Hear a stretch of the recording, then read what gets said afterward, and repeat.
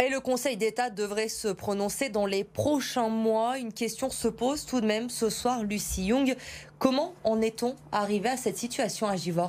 Eh bien déjà, ce qu'il faut savoir, c'est que le scrutin a été extrêmement serré à Givors. Au soir du second tour, c'est donc Mohamed Boudjelaba, le candidat d'hiver gauche, qui remporte l'élection, mais avec moins de 30% des suffrages et surtout avec 29 voix d'écart seulement avec Christiane Charnay, la maire communiste sortante, qui dépose donc un recours le lendemain, dès le lendemain de l'élection, le 3 juillet. Elle dénonce, vous l'avez entendu, des irrégularités et les juges lui ont donné raison.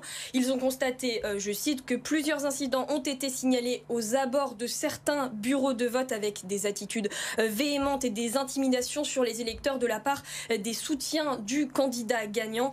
Des troubles qui, toujours selon les juges, sont de nature à altérer la sincérité du scrutin, qui est donc annulé.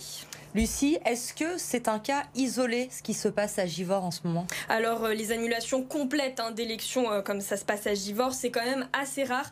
Néanmoins, les recours contre les élections, les recours pour annulation, c'est assez fréquent. Dans le Rhône, par exemple, pour le scrutin de 2020, 90 recours en annulation ont été déposés, dont une quarantaine dans la métropole de Lyon.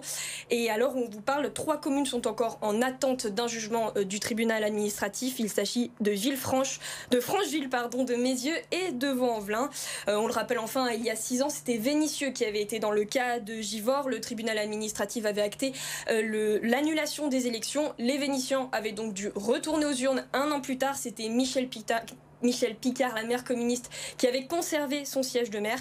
Et c'est ce qui va se passer à Givors. Il y aura une nouvelle élection si le Conseil d'État invalide l'appel du maire, donc Mohamed Boudjelaba.